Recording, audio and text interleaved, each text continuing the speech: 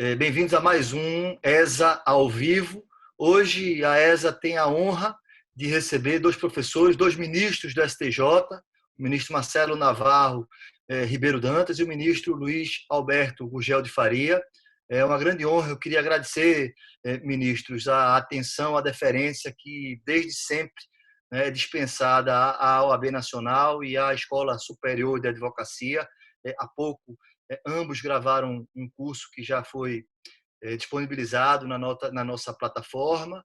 Eu queria fazer esse registro público de agradecimento para a ESA. É muito importante contar com participantes, com interlocutores como vossas excelências. E aí, sem mais delongas, eu queria aproveitar esse momento para a gente conversar um pouco, conhecer um pouco do que está se passando, né, sobretudo no âmbito do Superior Tribunal de Justiça, nesses tempos de pandemia. Boa noite, ministro Marcelo. Boa noite, ministro Luiz Alberto. Queria que vocês falassem um pouco, se possível, como está funcionando o STJ durante esses últimos dias. Boa noite, Rony. Boa noite, Marcelo. É uma satisfação estar aqui com vocês e com todos que estão nos ouvindo. Rony, que é um amigo de longa data, e quando foi diretor da escola lá, antes, quando eu era presidente do Tribunal da Quinta Região, ele foi diretor da escola na OAB de Pernambuco, e então houve parcerias com o nosso tribunal, e depois fomos colegas no Tribunal Eleitoral de Pernambuco durante um bom período. Então a amizade vem daí. E Marcelo, esse aí é um amigo irmão que vem desde o Rio Grande do Norte, na nossa UFRN, depois no Tribunal da Quinta, e depois a alegria de estarmos juntos novamente no Superior Tribunal de Justiça. Então, é uma satisfação muito grande estar com vocês. Bem, o tema hoje que é proposto é exatamente a gente falar de recursos nos tribunais e sobre esse momento, né, da pandemia, como é que os tribunais estão vivendo essa realidade, e especialmente, como o Rony já falou, eu vou até tirar a formalidade do doutor Rony para a gente ficar mais no ambiente, no caso da internet, do Instagram, enfim. Como o Rony falou, como é que o Superior Tribunal de Justiça... Falar em formalidade, eu vou aqui cometer aqui uma rápida, digamos assim, uma inconfidência rápida sobre essa questão de formalidade. A gente estava querendo combinar com o Marcelo, né, qual seria o dress code. E Marcelo porque queria usar terno e gravata, né? E aí eu digo, olha, Marcelo, acho que fica mais informal. Eu combinei com o Rony, ele disse, não precisa da gravata. Aí eu comentei com alguns amigos, aí alguns amigos disseram, não, porque Marcelo só poderia usar aquele lenço que ele tem saudade do Tribunal da Quinta Região se tivesse com a gravata. Aí o lenço, olha, pode ver que o lenço está na foto, viu? Aí, digamos assim, do anúncio que foi feito no Instagram. Então, ele ficou triste, não pôde usar a gravata e não pôde usar o lenço que ele pretendia. Mas voltando aqui ao que interessa, vamos mencionar como é que está a realidade do nosso Superior Tribunal de Justiça nesse período. Eu queria dizer a vocês que, se porventura isso tivesse acontecido há 15 anos atrás, quando o STJ ainda não tinha, porque, na verdade, o início do processo eletrônico e a implantação realmente do processo eletrônico no Superior Tribunal de Justiça, por óbvio que em alguns tribunais isso começou um pouco antes, alguns um pouco depois. No Superior Tribunal de Justiça foi na época da presidência do ministro César Rocha, né? Isso por volta do ano de 2008 até 2010, que foi a administração dele. Então, se isso tivesse acontecido antes da implantação do processo eletrônico, seria realmente dificílimo para trabalhar, porque os processos eram físicos, eram processos volumosos, mas que tudo isso hoje está no sistema, né? Nós temos a possibilidade de trabalhar em home office de uma maneira, eu poderia dizer, tranquila, né? O sistema vem funcionando bem.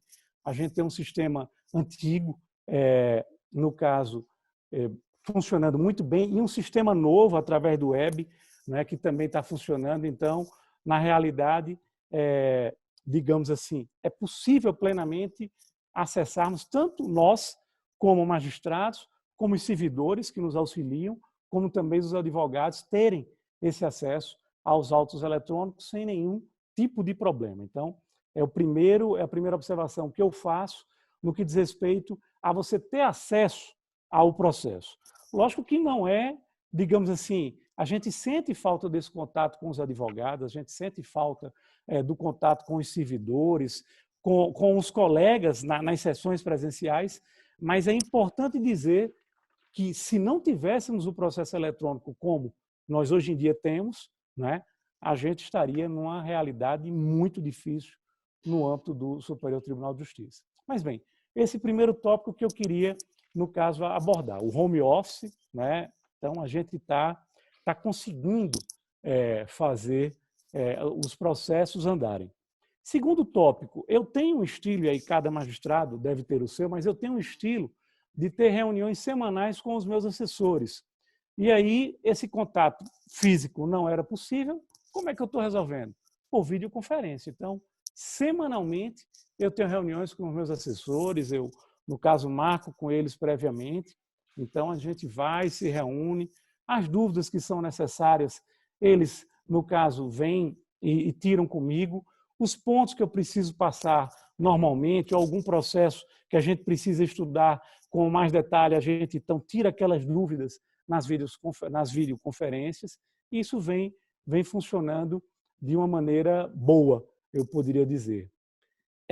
O terceiro ponto, no que diz respeito à realidade do STJ, as sessões virtuais elas continuam, não é? É importante a gente dizer que as sessões virtuais, elas, no nosso regimento, elas só são para agravos internos, agravos regimentais, o antigo regimental, que hoje em dia é o interno, mas ainda tem em estoque alguns regimentais, e para embargos... E em processo penal, Luiz?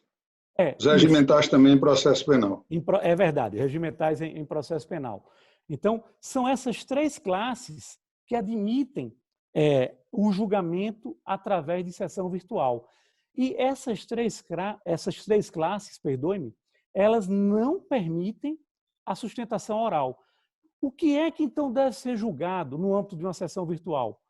Como é um agravo interno ou embargo de declaração, tá certo? Então, sendo agravo interno ou regimental, foi fruto de uma monocrática. E aquela monocrática tem que estar embasada, no caso, em decisões pretéritas do tribunal, em jurisprudência.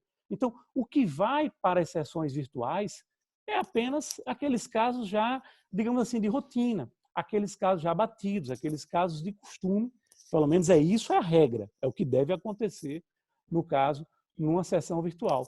E embargos de declaração, que geralmente ali é um recurso integrativo, geralmente o que você vai analisar é se houve alguma omissão, se houve alguma obscuridade, algum erro material.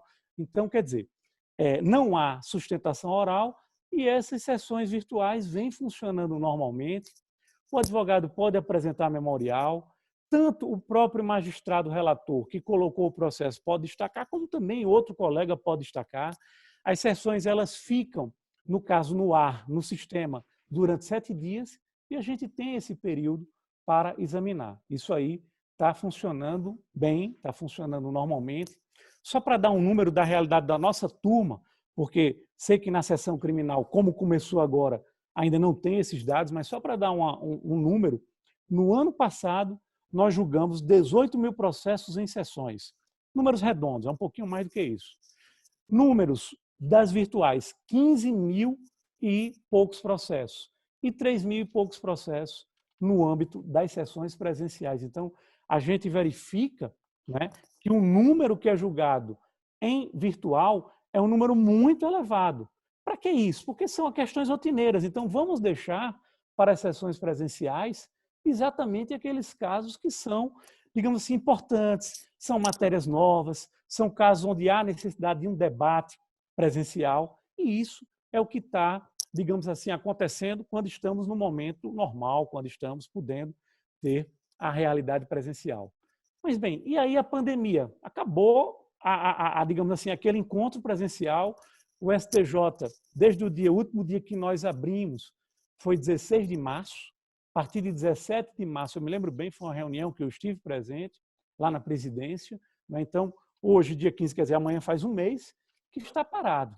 Né? Foi aquele primeiro mês exatamente para a gente fazer os testes necessários de que o home office, porque já existia o home office, mas para os magistrados e alguns servidores que faziam teletrabalho, mas não com a demanda tão grande, porque agora somos todos trabalhando fora.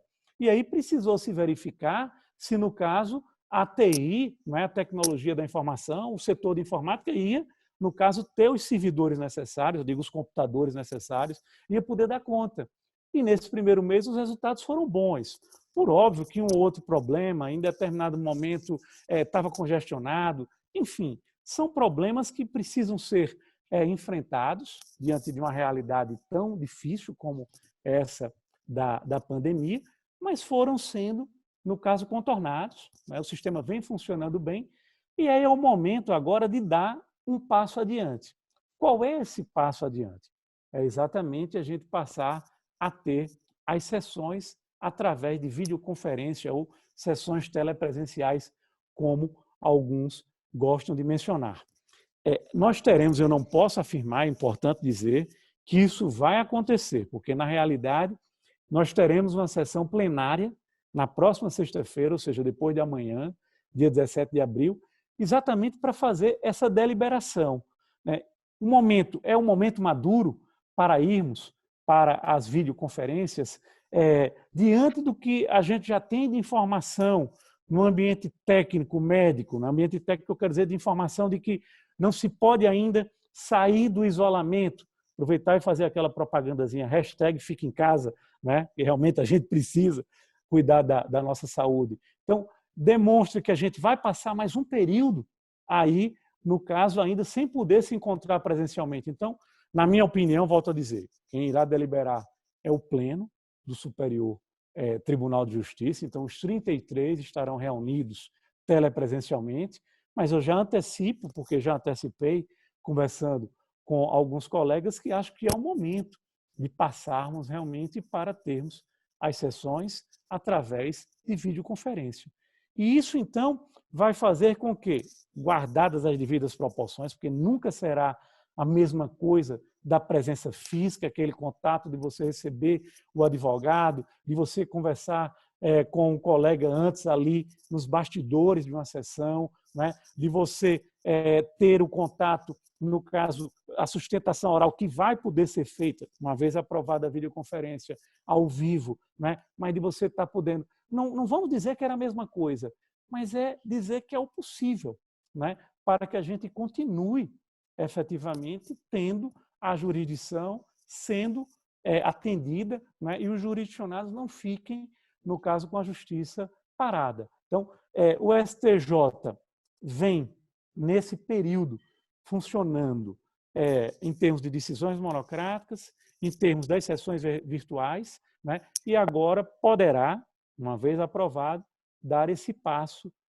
no âmbito das videoconferências. E aí uma coisa que é importante, eu até elenquei aqui para comentar, é que os atendimentos atualmente para os advogados têm sido feitos, esses atendimentos, através de telefone, né? Então, cada gabinete disponibilizou, está lá no site do STJ, os telefones para atendimento, né? E só que, a partir do momento em que a gente passar, volto a dizer, se o plenário aprovar, passar a ter videoconferência, por óbvio, então, é muito importante que os advogados também passem a ter a oportunidade de ter audiências por videoconferência.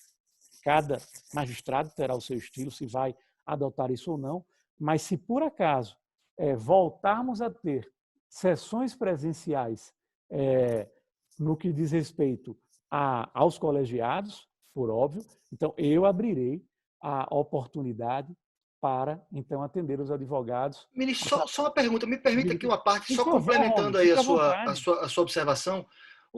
E nos casos urgentes, porque o Estatuto da Advocacia, no artigo 7º, inciso 8º, diz ser direito do advogado dirigir-se diretamente ao magistrado no seu ambiente de trabalho, no seu gabinete, alguma coisa assim. E hoje o gabinete é na casa de cada um. Então, nas situações urgentes, como é que está sendo o atendimento aos advogados hoje?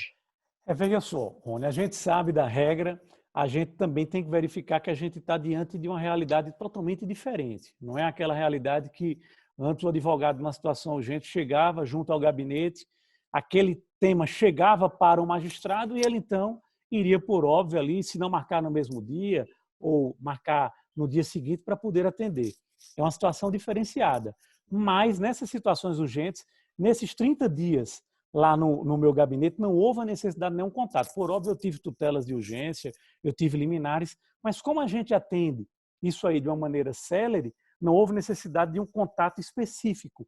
Mas se houver, não é, certamente, no âmbito do meu gabinete, os telefones que estão à disposição, isso aí chegará para a minha pessoa e a gente vai marcar através da forma que eu acho, como eu digo, cada magistrado tem a sua modalidade, mas a forma que eu acho que será mais tranquila, até para ter esse contato visual, até para uma explicação, será por videoconferência, né?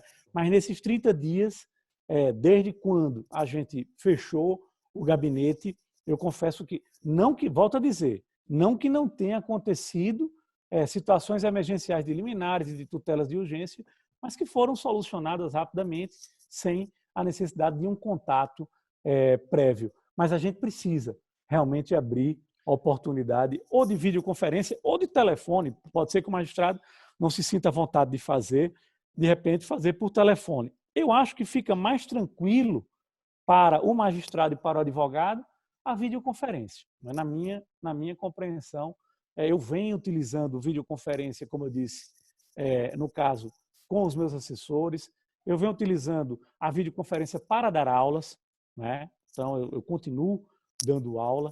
Então, acho que também esse contato com o advogado vai ser tranquilo, não haverá Ministro nenhuma Luiz Alberto, eu vi dificuldade. aí que o ministro Marcelo Navarro tomou já várias anotações aí. Eu queria dar a oportunidade aí de nós também ouvi-lo um pouco.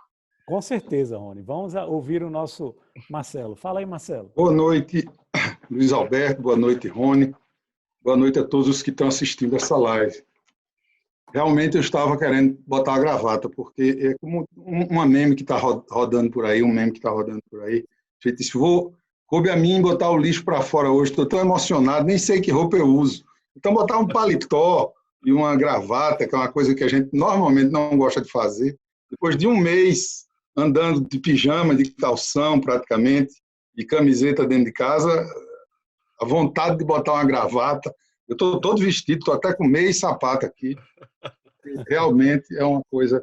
Esse é o primeiro aspecto que eu gostaria de tocar nessa live. É a questão da quarentena. Ninguém, na humanidade atual, isso já aconteceu várias e várias vezes com a humanidade, mas a última vez com esse tamanho foi na gripe espanhola de 1918, ou seja, mais de 100 anos. Provavelmente, se houver alguém que tenha passado por aquilo, não vai lembrar.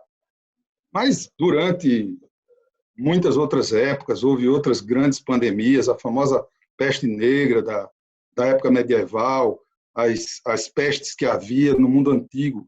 Pouca gente sabe disso, que a história que a gente estuda em colégio é muito superficial, mas a Guerra do Peloponeso, a famosa guerra entre Atenas e Esparta, foi basicamente uma guerra em que Atenas ficou dentro de suas muralhas por causa da peste. A peste matava mais do que os exércitos espartanos. Então, isso é uma coisa nova para a nossa geração, isso é uma coisa nova para a humanidade atual. E é evidente que o direito, sendo um aspecto da vida, e a justiça sendo uma das realidades do direito, elas vão refletir essa pandemia. A pandemia não tem apenas aspectos de saúde, ela tem, como se tem ressaltado muito, aspectos econômicos. As pessoas perdem os empregos, as pessoas contraem dívidas que não podem pagar, as pessoas têm tributos, contribuições previdenciárias, as pessoas cometem crimes porque se veem diante de situações inusitadas. Então, como você há de ver,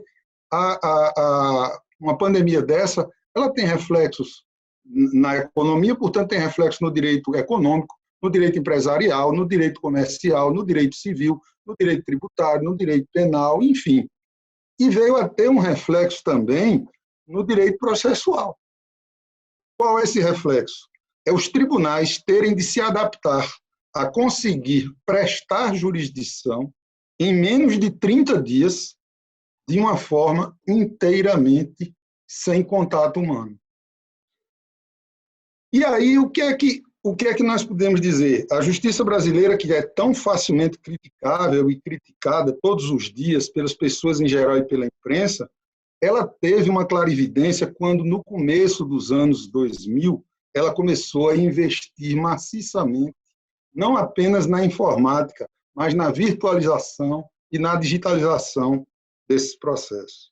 Eu não me lembro quantas vezes eu vi críticas pesadas, ferrenhas, não apenas das pessoas fora da área jurídica, mas até de advogados e mesmo de juízes, dizendo que isso era um absurdo, que a administração tal estava gastando não sei quantos milhões com computador, com sala de videoconferência, com não sei o que isso era desnecessário, que isso era um exagero. E, na verdade, isso está se provando, como disse o colega Luiz Alberto, isso está se provando ter sido a única saída para os tribunais no Brasil. Alguns melhor, outros menos bem, mas eles estão todos continuando a prestar jurisdição. A gente é mais afortunado do que, por exemplo, os nossos colegas argentinos. Eu li hoje uma matéria no El Clarín, que é o maior jornal da Argentina, que mostra que o judiciário, na prática, está parado há um mês e vai continuar parado. Por quê? Existe um processo eletrônico embrionário, mas esse processo ainda depende de muita movimentação física. Os advogados às vezes conseguem mandar as petições, mas não conseguem fazer com que elas tramitem. Eles ainda têm um volume expressivo de mais da metade dos seus autos são físicos. Então, simplesmente não há, a justiça está parada. E eu vou lhe dizer, pelo que eu conheço, e conheço alguma coisa, fui diretor internacional de Relações Internacionais da Associação dos Juízes Federais do Brasil, fiz muitos simpósios fora do Brasil e alguns dentro do Brasil com juízes e juristas estrangeiros. Eu lhe digo que essa situação não é só na Argentina, deverá estar acontecendo em vários países, inclusive em países avançados. Então, isso aí é uma coisa que faz com que haja realidades agora, como eu disse, é a primeira vez que a nossa geração enfrenta um problema desse. Pois não, Luiz? Deixa eu só fazer uma rápida observação aqui, uma coisa até para fazer um registro histórico importante. Eu estou me lembrando agora, em abril de 2010, e aí para fazer um registro histórico até em termos do CNJ, porque eu me preocupei muito com o STJ, né? Estava falando que é a nossa corte de agora, mas eu me lembrei que em abril de 2010, sob a administração do ministro Gilmar Mendes, quando era presidente do Supremo e, portanto, do CNJ, e você também estava presente. Você era presidente do tribunal e eu era vice. Eu era presidente do tribunal da Quinta Região, você vice. Nós fizemos em Natal, no Rio Grande do Norte, o lançamento do processo judicial eletrônico, o PJE, sistema esse inicializado no Tribunal da Quinta Região, e depois o CNJ abraçou e, no caso, disseminou para todo o Brasil. Então, eu queria só fazer esse registro, né, do apoio que foi dado pelo CNJ na pessoa do ministro Gilmar à época, e que hoje, então, a gente pode ter esse processo eletrônico de âmbito nacional. Mas, desculpa, era só para fazer esse registro. Mas enfim, essa questão, por exemplo, o trabalho, o teletrabalho, o home office, ele na justiça, com o processo inteiramente eletrônico, ele é perfeitamente possível, inclusive para todos os funcionários. Isso é uma dificuldade muito grande, não nem tanto técnica, mas mais de mentalidade, porque as pessoas, obviamente, elas não gostam de sair de sua zona de desconforto. Então, se você já sabe fazer aquilo, você fazer a mesma coisa, mas de um modo inteiramente diferente, é desconfortável para você. Eu me lembro que ler autos, em geral, é muito chato. Mas eu prefiro ler um bom romance. Mas ler autos na tela, no começo, eu achava quase insuportável. Ouvir depoimentos.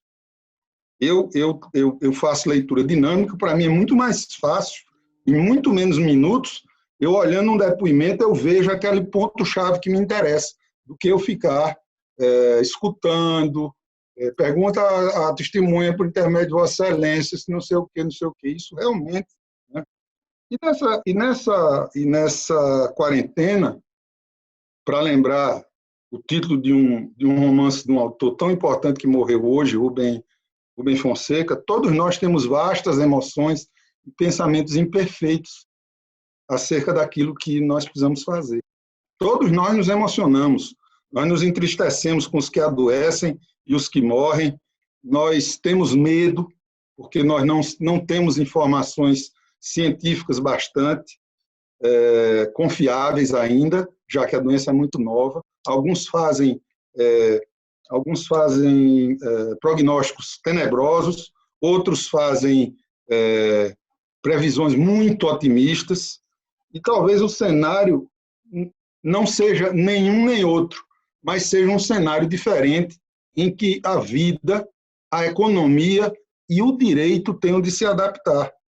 Então, como o Luiz falou, no STJ, como nós temos um sistema que é virtualizado, que é eletrônico há muito tempo, e praticamente são todos os processos, então nós estamos numa situação, nesse ponto, confortável. E mais, um sistema que funciona muito bem, mesmo com essa demanda imensa. Você imagine, todo mundo que trabalhava lá no tribunal passou a trabalhar das suas casas, todos os ministros, todos os assessores, todos os assistentes, etc. Então, seria de se imaginar, como tem muita gente, o sistema está caindo muito, o sistema está travando. Não, isso não está acontecendo. E mais, nós estamos fazendo uma transição entre o sistema antigo, como disse Luiz, para um sistema novo que é em ambiente web, portanto é mais leve, porque ele não fica dentro das máquinas. E isso está sendo possível também graças a juízes e servidores que vestem a camisa e que estão nesta quarentena não se divertindo ou no absoluto ócio nas suas casas, mas trabalhando realmente e trabalhando duro. Então, nós temos dois tipos de sessões não presenciais. Isso é importante para os advogados que nos ouvem, de eles fazerem essa diferenciação. Uma que é a sessão virtual, que essa não é como aqui, ninguém está vendo a cara de ninguém, há apenas um chat interno por texto, onde os processos são colocados e aquilo fica aberto durante 7 dias para que os advogados possam se manifestar, possam se opor, possam entregar memoriais, possam procurar os gabinetes e os ministros, e depois de 7 dias se encerra essa sessão.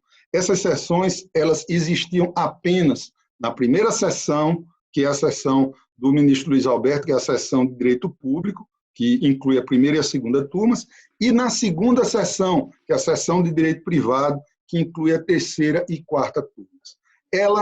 As sessões virtuais, elas não existiam na terceira sessão, que é a sessão criminal, onde estou eu, na quinta turma e também a sexta turma. Por que não existiam? Porque quando o Código de Processo Civil de 2015 entrou em vigor, nós em especial da área criminal do STJ, nos reunimos para ver o que aplicaríamos suplementarmente ao Código de Processo Penal. E a gente decidiu que a determinação de que os agravos internos tivessem necessariamente de ser pautados não se aplicaria nos processos criminais. Então, quando foram introduzidas as sessões virtuais no STJ, optou-se por introduzi-las apenas nos órgãos cíveis. Então, quem faz isso são apenas a primeira, segunda, terceira e quarta turmas e a primeira e segunda sessões. Na parte criminal, só houve sessões virtuais para afetação de processos à terceira sessão. Agora, quando começou a pandemia, nós vimos a necessidade de fazer uma alteração regimental, facultando isso às turmas da sessão criminal, e dia 7 deste mês, a quinta turma fez a primeira sessão criminal virtual do Superior Tribunal de Justiça, que encerrou-se anteontem. Vamos fazer outra, provavelmente dia 22. Mas, paralelamente às sessões virtuais, desde que começou a pandemia, começou um movimento dos advogados, das partes, a OAB até fez um requerimento formal, para que o tribunal também tivesse sessões telepresenciais, ou sessões por videoconferência. Houve uma primeira alteração e nós permitimos esse tipo de coisa no pleno. Mas o pleno do STJ, ele só se reúne para resolver matéria administrativa, basicamente. Ele não é um órgão jurisdicional. Então, nós estamos agora discutindo internamente e vamos discutir oficialmente numa sessão telepresencial do pleno marcada para a próxima sexta, dia 17 de abril, se nós vamos permitir também as sessões por videoconferência nos órgãos divisionários, ou seja, em todas as turmas e em todas as sessões. Como disse o colega Luiz, essa é a tendência. Essa é a tendência. Por quê? Porque aquela ideia inicial de que haveria um isolamento ou uma quarentena de talvez um mês, talvez 2 meses, essa ideia talvez não se realize. Há alguns estudos que estão prevendo que nós tenhamos um sistema de momentos de isolamento e momentos de abertura. E aí os tribunais terão de se adaptar para, nos momentos de abertura, voltarem a fazer as sessões presenciais físicas, que são as melhores, primeiro porque são aquelas com as quais nós estamos acostumados pela nossa própria natureza. Nós, desde que nascemos, nós nos agarramos, nos abraçamos uns com os outros, nós apertamos as mãos, nós queremos estar juntos, nada incomoda mais uma pessoa ao conversar com a outra do que ela não fazer o contato olho no olho, né? E, portanto, todas essas sessões virtuais ou telepresenciais, elas nos tiram da nossa zona de conforto. O trabalho puramente em home office também nos tira da zona de conforto. Eu gosto também do contato com meus servidores, com meus assessores, mas eu acho muito ruim todo tipo de ligação por vídeo. Quem me conhece sabe, não me liga pelo WhatsApp com imagens. Tenho grandes amigos que adoram fazer isso, que eu não participo, eu não gosto. Eu estou começando a aprender a fazer isso agora. Isso me custa muito, por incrível que possa parecer a alguns. Não, ele está dizendo isso para ser diferente. Não é verdade. Eu realmente prefiro o contato físico. Tanto assim que eu, assim como o colega Luiz Alberto, quando houve o isolamento, eles pediram para que nós mantivéssemos um atendimento aos advogados por algum meio, ou por telefone ou por videoconferência. E eu confesso que abri por telefone, porque achei que, por videoconferência, um tribunal que tem jurisdição nacional, que as pessoas, para poderem falar com você, precisam sair de seus estados, gastar dinheiro, pagar uma passagem, ir para Brasília, se hospedar, já vem muita gente. Na hora que você abrir por teleconferência, o tempo todo mundo vai querer falar com o ministro dessa maneira. Isso talvez seja uma demanda que aí sim, talvez nós não tenhamos ainda a experiência de até onde ela vai e até onde ela pode chegar. Por isso, eu fixei o atendimento pelo telefone. Mas não existe possibilidade de alguém entrar em contato com o meu gabinete e não ter ninguém para atender. Eu despachei neste final de semana, no plantão, que, aliás, aqui na STJ é diferente. Todo mundo fica em plantão o tempo todo no seu gabinete. Não tem ministro plantonista, a não ser nas férias, que são o presidente e o vice em geral. Então, eu despachei, não me lembro se foi no sábado de Aleluia ou no domingo de Páscoa, eu despachei um habeas corpus, porque a situação era de urgência, o advogado explicou ao servidor, o servidor conversou comigo por telefone, perguntou se eu precisaria falar com o advogado, eu digo não, o caso está extremamente bem explicado, e decidi, inclusive, concedendo a ordem.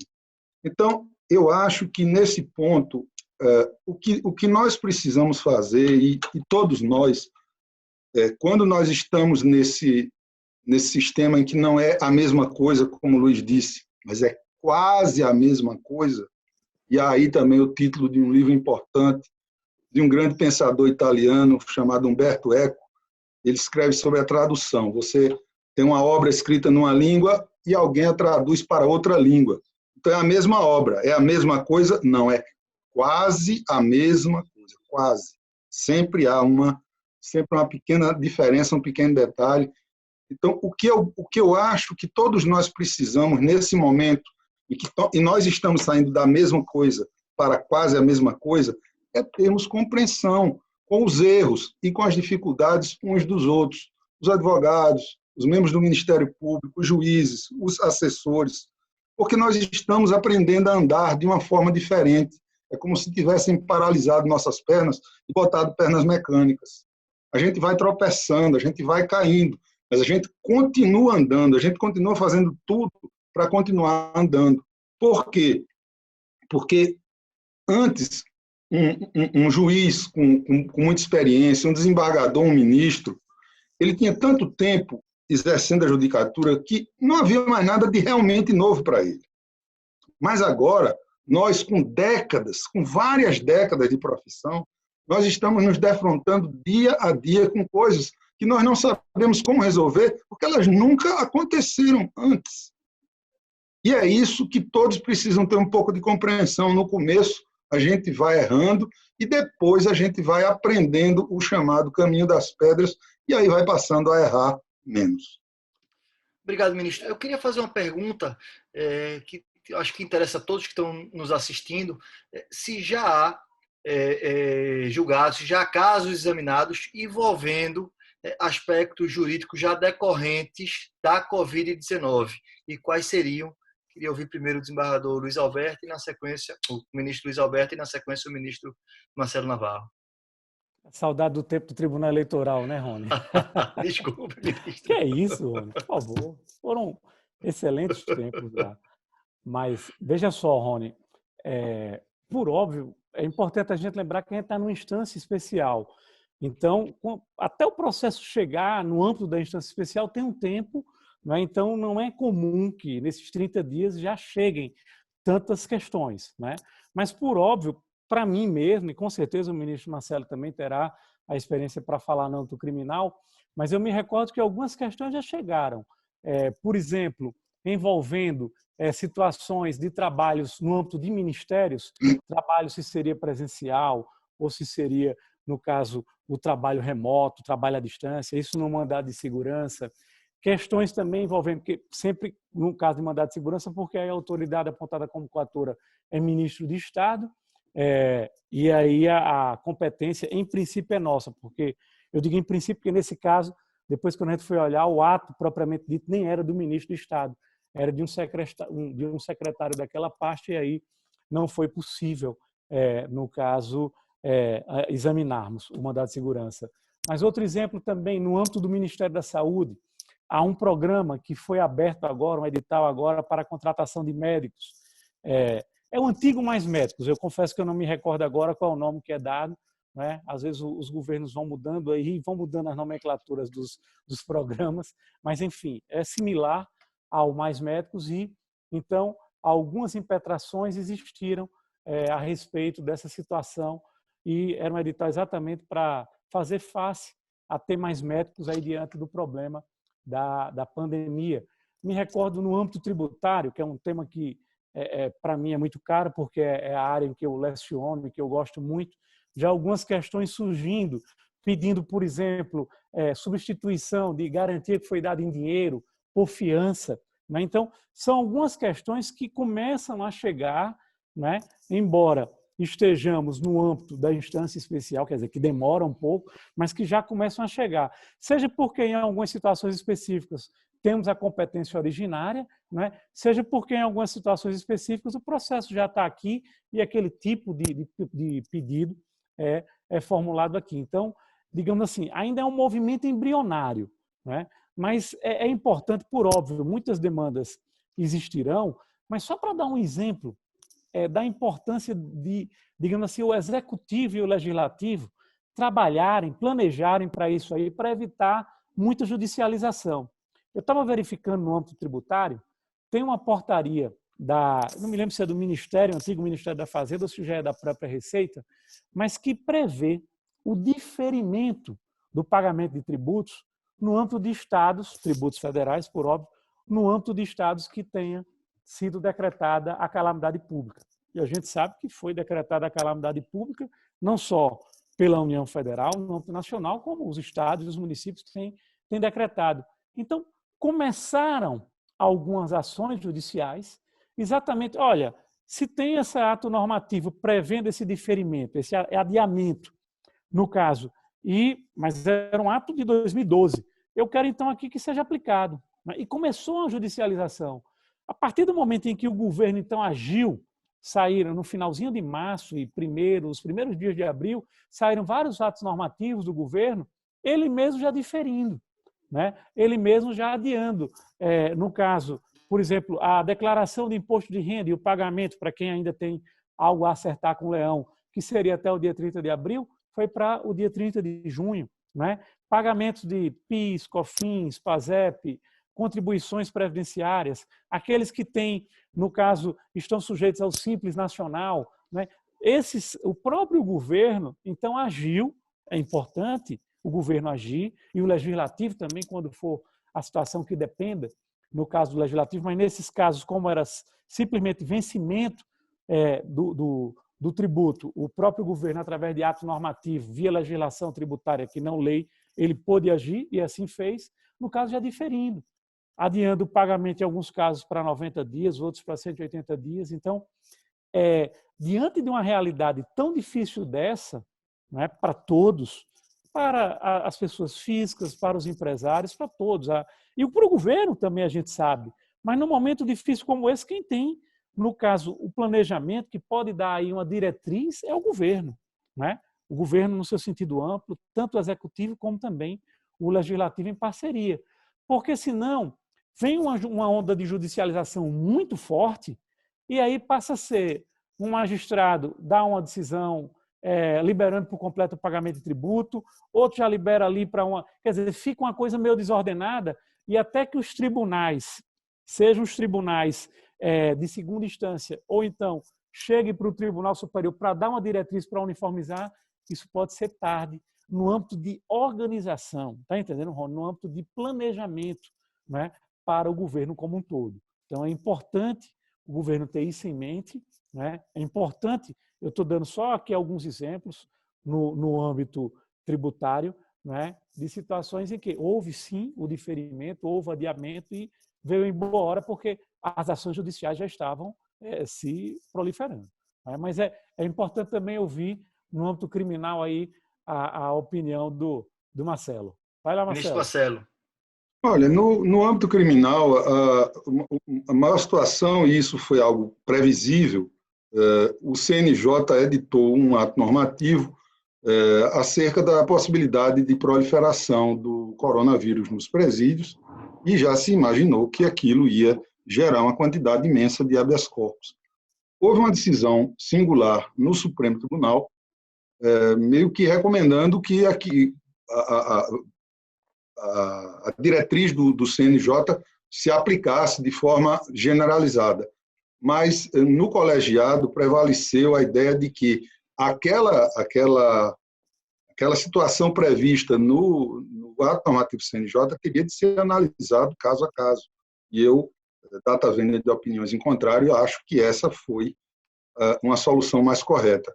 Então, o que nos tem chegado, em geral, através de habeas corpus ou recurso em habeas corpus, são situações em que o preso, em busca da sua liberdade, alega que se ficar no presídio vai contrair o Covid, vai morrer, alega que tem alguma comorbidade ou que está em algum grupo de risco, etc. Então, é isso, principalmente, o que se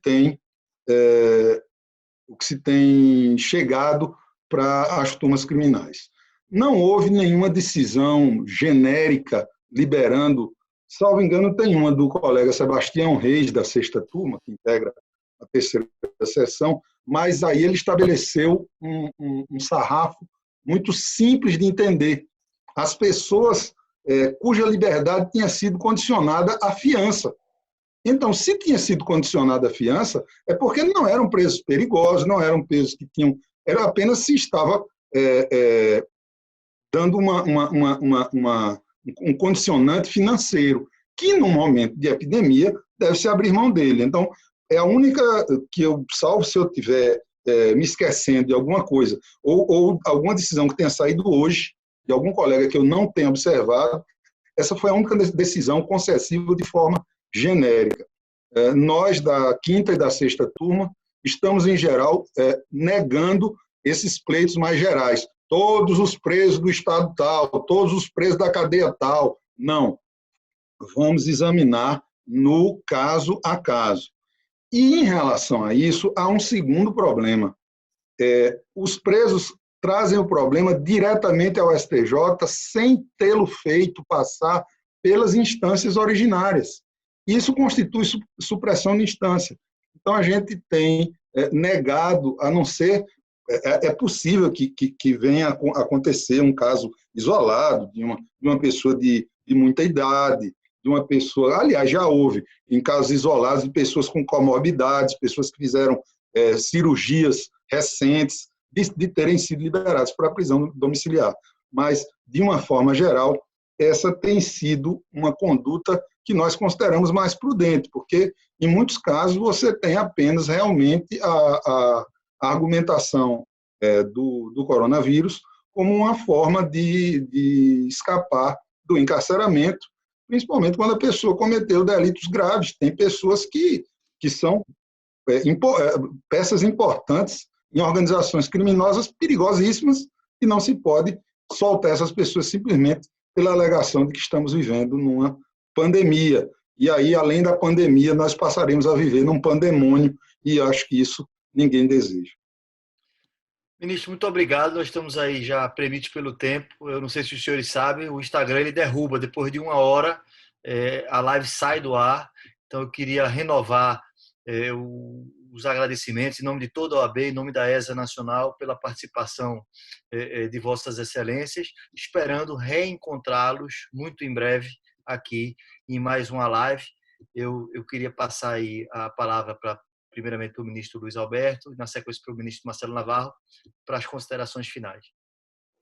Eu quero também registrar que foi uma satisfação participar, né, dessa live aqui no Instagram, junto da Escola Nacional. É uma pena que a gente não tenha mais tempo, porque eu ia fazer uma provocação, Rony. Eu ia dizer, olha, você que está na Escola Nacional, você foi presidente de uma seccional tão relevante que é a de Pernambuco, como é que os advogados estão sentindo essa pandemia? Porque a gente terminou falando só sobre o STJ, sobre o Judiciário, eu queria ouvir o outro lado, mas eu sei que o tempo não permite, né?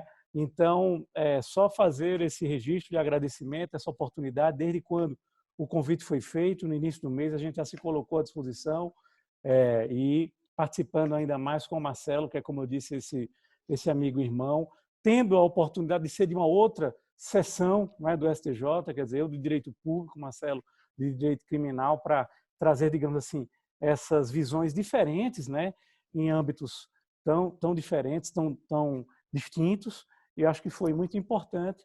E com isso, então, para não esgotar o tempo e Marcelo também poder fazer a exposição final dele e também Rony depois encerrar, só fazer mais uma vez o registro com aquela hashtag Fica em Casa. Um abraço.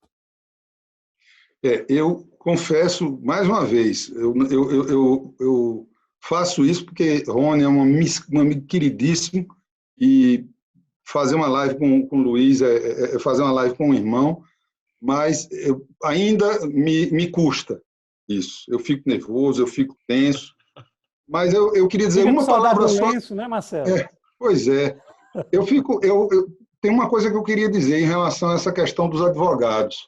Minha mulher é advogada, embora não exerça mais diretamente a profissão, mas a cabeça dela é de advogada.